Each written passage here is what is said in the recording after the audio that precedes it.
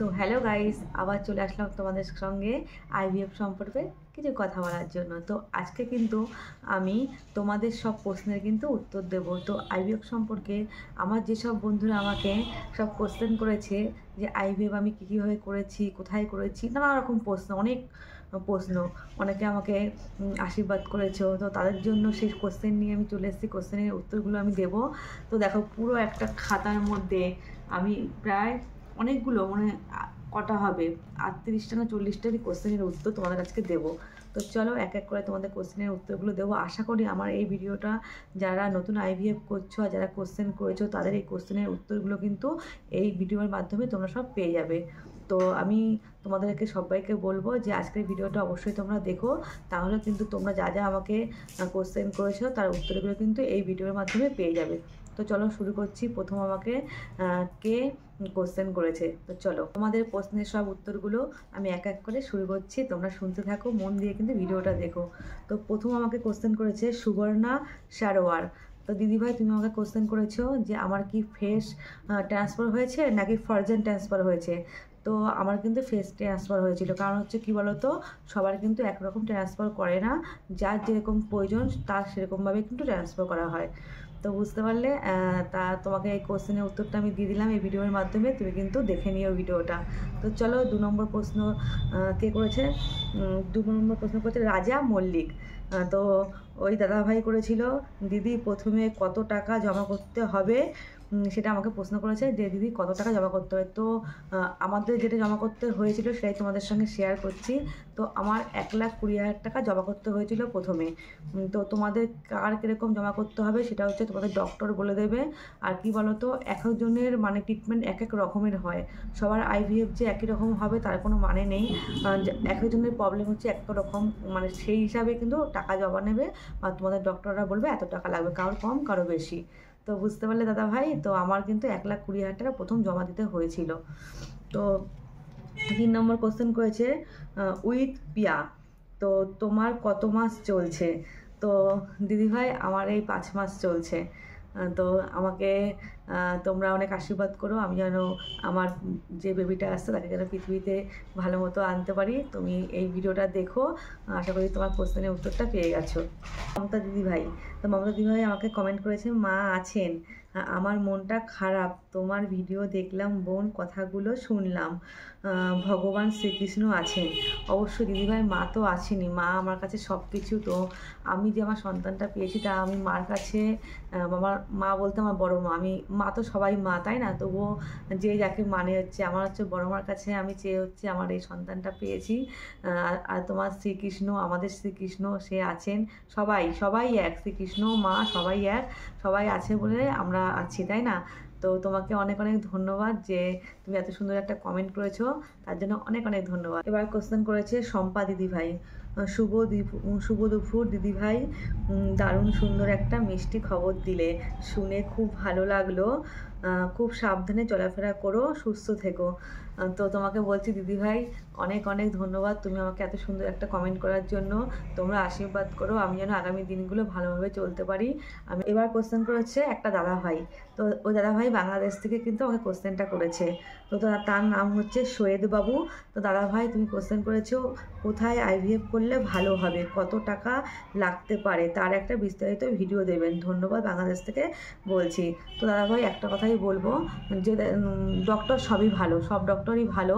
এবার আইভিএফের সাকসেস হচ্ছে পেশেন্টের উপর, পেশেন্ট কতখানি ভালো, পেশেন্টের কী কী প্রবলেম আছে, সেই হিসাবে কিন্তু সাকসেস রেটটা বাড়ে। আর এটা দেখতে হবে যে তুমি যেই ল্যাবে করবে ট্রিটমেন্টটা, সেই ল্যাবটা কি ভালো আছে, সেই ল্যাবের যেই ল্যাবে তুমি করবে, মানে যেই ডক্টর তুমি দেখাবে সেই ল্যাবে কি সব রকম মেশিনপত্র, মানে সব কিছু ওখানে টেস্ট করার সব কিছু কি ওখানে আছে। তা সেই সব দেখে কিন্তু আমাদের এগোতে হবে যে আমাদের ল্যাব কেমন আছে, যে ডক্টর দেখাবো সেই ডক্টর কতটা সাকসেস দেয়, মানে কত পেশেন্টের সাকসেস রেটটা বাড়ে, সেরকমভাবে জেনে শুনে কিন্তু আমাদের সেই ডক্টর দেখাতে হবে। তাহলে কি বলতো সাকসেস রেটটা বাড়বে। আর কত টাকা লাগতে পারে, তো এটা হচ্ছে বলা মানে খুবই মুশকিল, কারণ হচ্ছে টাকা হচ্ছে পেশেন্টের উপর, কাউ 2 লাখ লাগতে পারে, কাউ 3 লাখ লাগতে পারে, তার বেশিও লাগতে পারে, আবার কমও লাগতে পারে। এটা হচ্ছে পেশেন্টের উপর নির্ভর করে যে পেশেন্টের কোন প্রবলেমটা আছে, তাই না? সেই বুঝেই কিন্তু টাকার অঙ্কটা বসানো হয়। তবুও সবসময় ধরে রাখতে হবে বেশির দিকে, কমটা মানে কম মানে 3 লাখের কম ধরে রাখো, ধরা যাবে না, 3 লাখের ওপরেই লাগবে একটা আইভিএফ ট্রিটমেন্ট করতে গেলে। তো এটুকু আমি বললাম, কিন্তু পুরোপুরি আমি জানি না যে কত টাকা লাগতে পারে, কারণ আমার যে ট্রিটমেন্টটা হয়েছে সেই ট্রিটমেন্টে কত টাকা লেগেছে সেই আগের একটা ভিডিও দিয়েছি আমি, এই আগের ভিডিও কালকে ভিডিও দিয়েছি, সেই ভিডিওতে দেখে নেবে যে কত টাকা লেগেছে আমার, সেই ভিডিওটা আমি ছেড়েছি। তো এবার সব পেশেন্টের একরকম টাকা পয়সা লাগে না, এক একজনের এক রকম টাকার অঙ্ক কিন্তু হয়। তো কারোর প্রথমবার সাকসেস হয়, কারোর প্রথমবার হয় না, কারোর দ্বিতীয়বার হয়, তখন কিন্তু টাকার অঙ্কটা আস্তে আস্তে বেড়ে যায়, তাই না? তো আমি বুঝাতে পারলাম দাদা ভাই। আর তুমি বাংলাদেশ থেকে আমার ভিডিওটা দেখেছো, আমাকে কোশ্চেন করেছো, আমার খুব ভালো লাগলো। এভাবেই পাশে থেকো, আর আমাকে তোমার যদি কোনো কিছু জানার থাকে তাহলে তোমাদের কোশ্চেন করতে পারো তোমরা আমাকে। তো চলো পরের প্রশ্নটা আবার করছি। তো পরের কোশ্চেন করেছে ইটস মৌমিতা। তো দিদিভাই আমাকে কোশ্চেন করেছে যে টমেটো খেতে পারবে কি?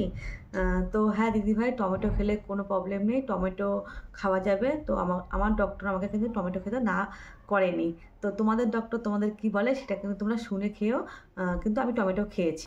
তো পরের কোশ্চেন পড়ছি, সুবর্ণা সারোয়ার। ওই দিদিভাই আমাকে কোশ্চেন করেছে কয়টা এমআরআই হয়েছে? তো আমার এমআরআই হয়েছিল 7খানা এমআরআই হয়েছিল।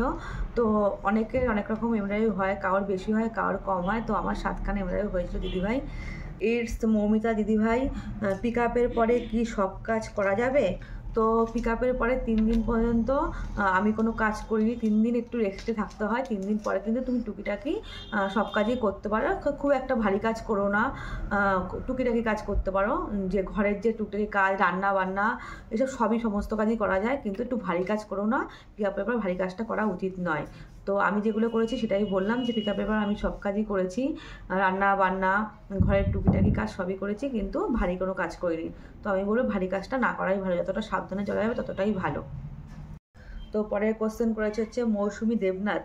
তো দিদিভাই আমাকে কোশ্চেন করেছে, ও এই ব্যাপার, তোমার তো আগে একটা মেয়ে হয়েছে, এবার আইভিএফ করতে হলো কেন? তো দিদিভাই আমার একটা প্রবলেম ছিল, তো সেই প্রবলেমের জন্য কিন্তু আমার আইভিএফ করতে হয়েছে। তো সেটার সম্পর্কেও আমি একটা ভিডিও তোমাদের সঙ্গে শেয়ার করব, তখন তোমরা দেখে নিও কেন আমার আইভিএফ করতে হয়েছে। তো তুমি আমাকে কোশ্চেনটা করেছো, আমার খুব ভালো লাগলো, খুব খুশি হলাম। তো আমি পরবর্তীকালে যখন ভিডিও ছাড়বো তুমি দেখো, আশা করি অনেকটা বুঝতে পারবে। তো আরেকজন দিদিভাই লিখেছে, তার নাম এখানে দেওয়া নেই। তো আমি ওই দিদিভাইকে বলছি, তুমি যদি আজকের ভিডিওটা আমার দেখে থাকো তাহলে প্লিজ তোমার নামটা কিন্তু বলো। তো দিদিভাই আমাকে লিখেছে, দিদিভাই দিদি তোমার কথাগুলো শুনলাম, নতুন কিছু জানলাম, দিদিভাই খুব সাবধানে থেকো, তোমার জন্য শুভকামনা রইল।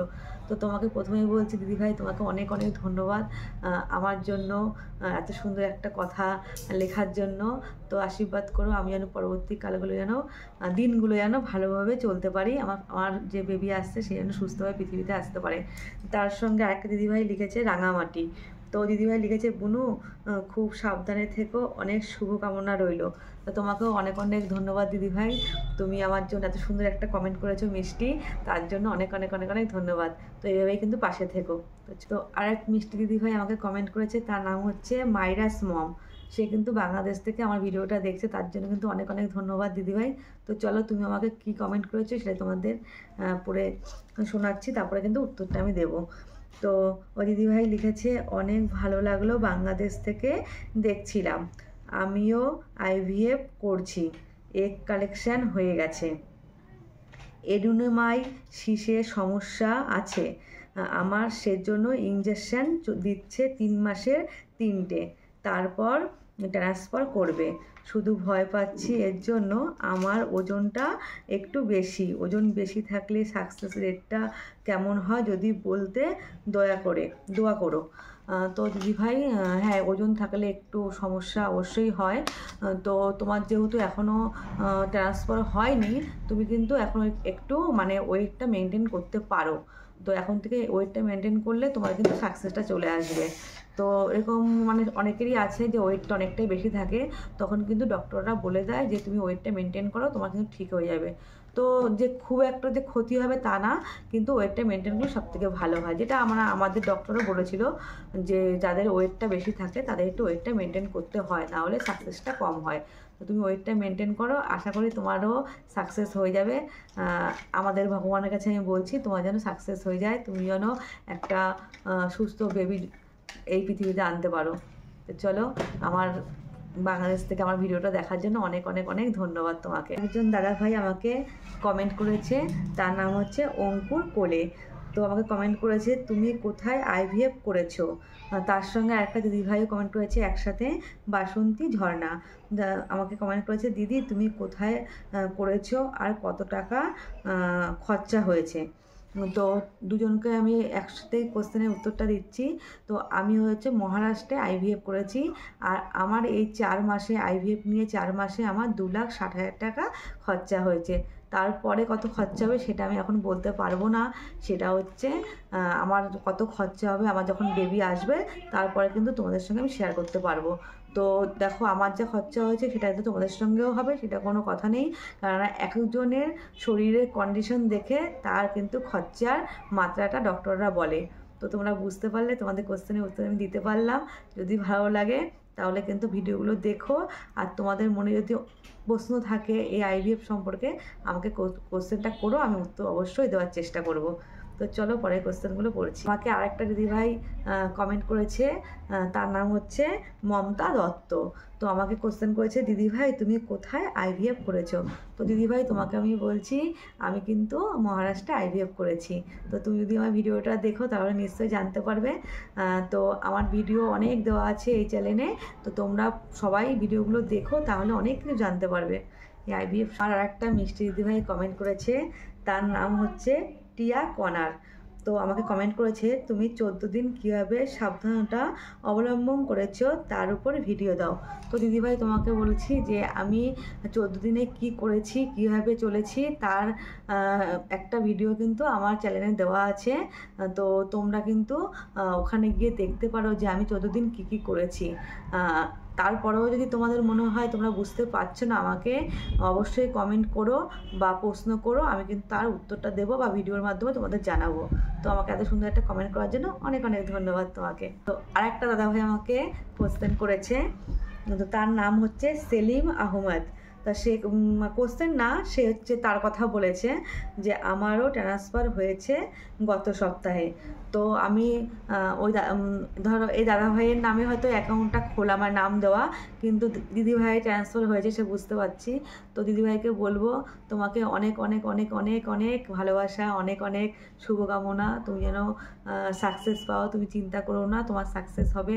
তো আমি আমাদের ভগবানের কাছে প্রার্থনা করি যে তুমি যেন একটা ছোট্ট সুন্দর একটা বেবি পৃথিবীতে আনতে পারো, তোমার কোল আলো করে যেন একটা ছোট্ট সোনামা বা সোনা বাবা আসে। তো তোমাদের পজিটিভ আসবে, চিন্তা করো না দাদা ভাই। তো সবসময় পজিটিভ দিকটাই ভাববে, তাহলে কিন্তু পজিটিভ আসবে।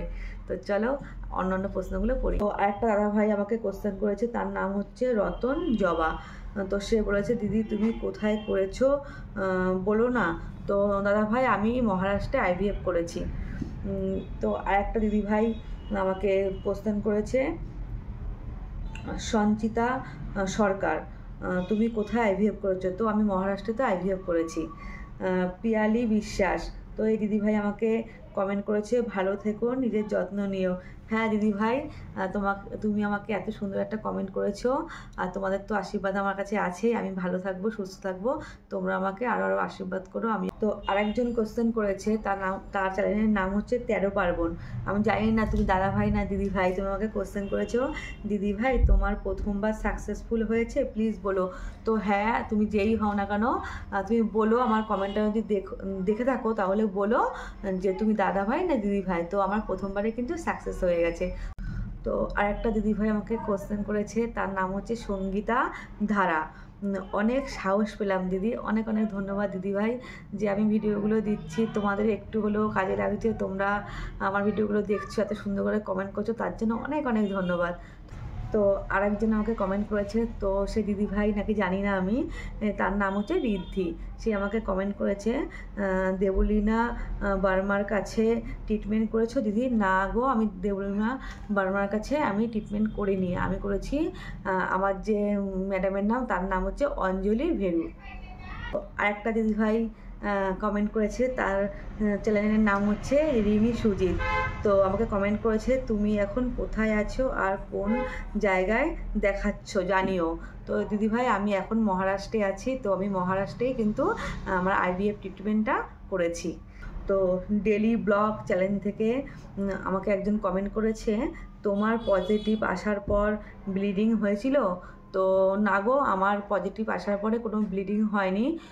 তো এটা অনেকের হয়, কিন্তু আমার হয়নি। আরেকটা দিদিভাই কমেন্ট করেছে, তার নাম হচ্ছে মৌসুমী দেবনাথ, বাচ্চা আসা পর্যন্ত কত টাকা খরচ হয়েছে একটু বলো। তো দিদিভাই আমার বাচ্চা আসা পর্যন্ত 2,60,000 টাকা খরচা হয়েছে। তারপরে কত টাকা লাগবে সেটা এখনও আমার কমপ্লিট হয়নি, কমপ্লিট হলে পরে তোমাদের সঙ্গে অবশ্যই জানাবো। একটা মিষ্টি দিদিভাই আমাকে কমেন্ট করেছে, তার নাম হচ্ছে পম্পা দিদিভাই। তো সে কমেন্ট করেছে, ডাক্তার ভগবান গো বোন।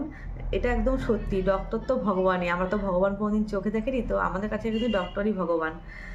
আর কমেন্ট করেছে, আজ আমি খুব খুশি তোমার জন্য, তুমি আর বাচ্চা সুস্থ থেকো এই কামনা করি। এত সুন্দর একটা কমেন্ট করার জন্য অনেক অনেক ধন্যবাদ দিদিভাই। এইভাবেই আমার পাশে থেকো, আমাকে আশীর্বাদ করো। তো এই ভিডিওটা অবশ্যই দেখো, আমি তোমার কমেন্টটা পড়লাম, আর তোমাকে আমার তরফ থেকে অনেক অনেক ভালোবাসা। তুমি ভালো থেকো, সুস্থ থেকো। একটা দিদিভাই আমাকে লিখেছে, তার নামটা দেওয়া নেই, সে লিখেছে, তোমার কি এইচএসজি দিয়েছে ডক্টর? টিউব দুটো ওপেন ছিল না ব্লক ছিল? তো আমাকে টেস্টটা করতে দিয়েছিল, কিন্তু আমার কোনো প্রবলেম ছিল না, আমার টিউব কিন্তু ওপেন ছিল, ব্লক ছিল না। তো তুমি বুঝতে পারলে, অনেকের টিউব ব্লক থাকে, তার জন্য কিন্তু অন্যরকম ট্রিটমেন্টও করতে হয়। তো আমার ওপেন ছিল, তার জন্য আমার সেই সব সম্বন্ধে আমার কিছু করতে হয়নি।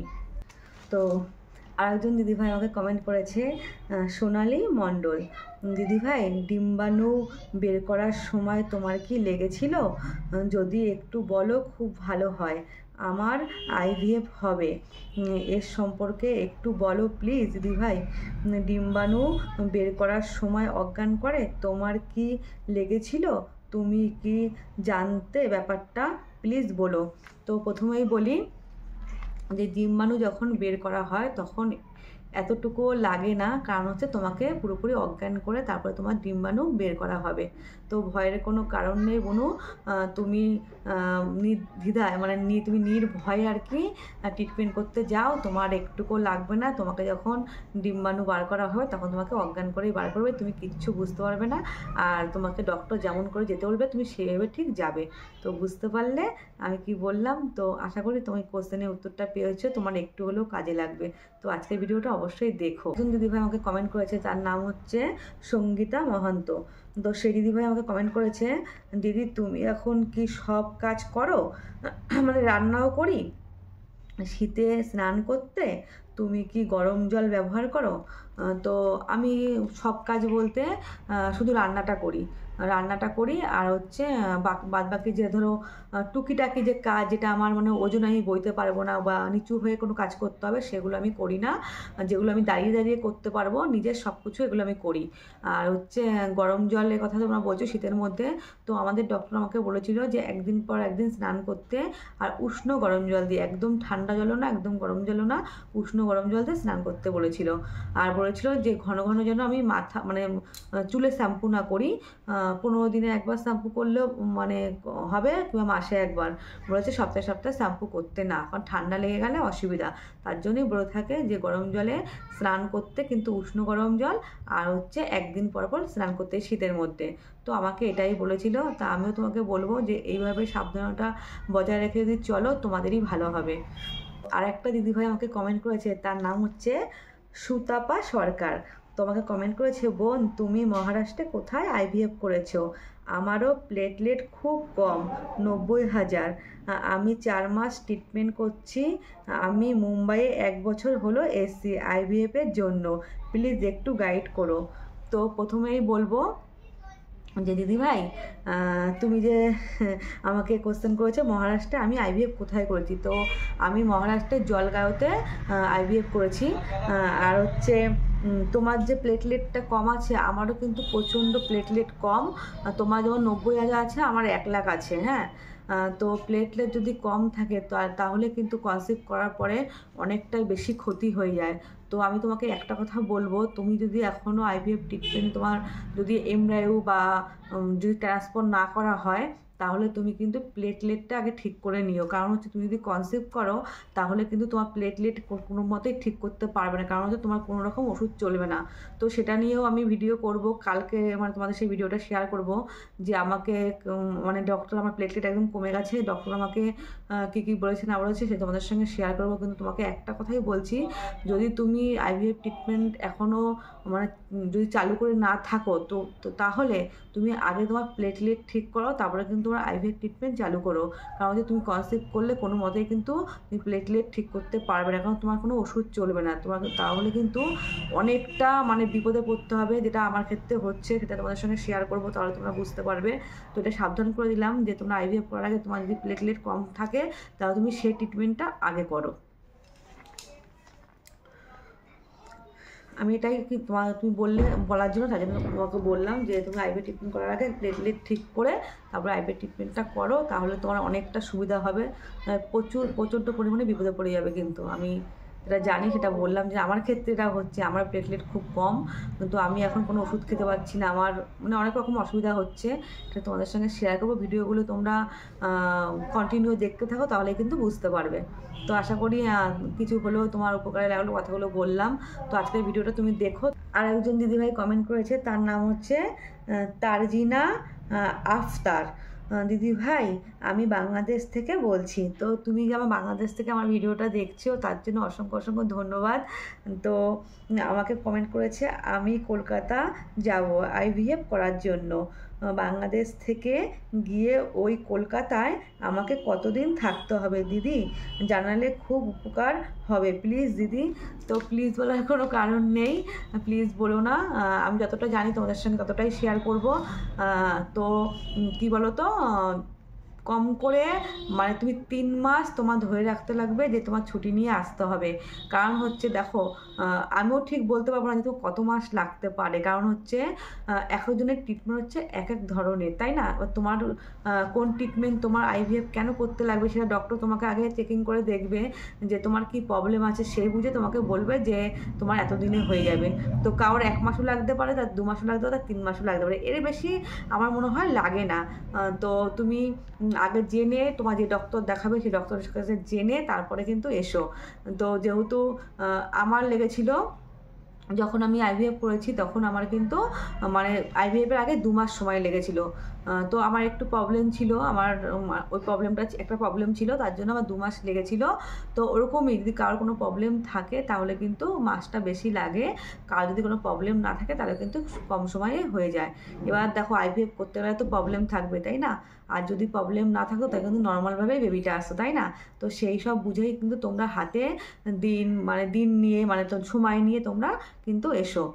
তো যতটুকু জানি ততটুকু তোমাদের সঙ্গে শেয়ার করলাম, আশা করি তোমাদের মানে কাজে লাগবে। তো আজকের শেষ কমেন্ট পড়ছি। তো 2 বান্ধবী দিদিভাই আমাকে কমেন্ট করেছে, কষ্ট পেও না সোনা, আমাদের পাশের বাড়ি আছে একজন, তার থেকেই শোনা, খুব কষ্ট, কেমন থাকো ভিডিওর মাধ্যমে বলো, তাহলে তাহলে জানতে পারবো তুমি কেমন আছো। অবশ্যই দিদিভাই, তুমি এত সুন্দর একটা কমেন্ট করেছো, তার জন্য অসংখ্য অসংখ্য ধন্যবাদ। এইভাবেই পাশে থেকেও সাপোর্ট করো। আর আমি পুরো যতদিন আমি মানে ইউটিউব করছি আর আমার সঙ্গে সঙ্গে যা যা হচ্ছে সব আমি এই ইউটিউবের মাধ্যমে তোমাদের সঙ্গে ভিডিওগুলো শেয়ার করছি। তো এভাবেই পাশে থেকেও, সবাই এত মানুষ আমাকে ভালোবাসে, তো এত সুন্দর সুন্দর কমেন্ট করেছো তোমরা সবাই, তার জন্য তোমাদের অসংখ্য অসংখ্য ধন্যবাদ। তো এভাবেই পাশে থেকেও সাপোর্ট করো। আর তোমাদের যদি আরও কোনো কোশ্চেন থাকে যে নতুন তোমরা কিছু জানতে চাচ্ছ আইভিএফ সম্পর্কে, তো আমার যতখানি অভিজ্ঞতা আছে, আমার সঙ্গে যা যা হয়েছে তোমাদের সঙ্গে আমি পুরোটাই শেয়ার করব। তো এভাবেই কিন্তু পাশে থেকেও সাপোর্ট করো। আর যারা নতুন বন্ধু আছো চ্যানেলটাকে সাবস্ক্রাইব করোনি, তারা প্লিজ চ্যানেলটাকে সাবস্ক্রাইব করে দিয়ে পাশে থাকা বেল আইকনটি অল করে দিও। তো আজকের মতো টাটা, বাই বাই।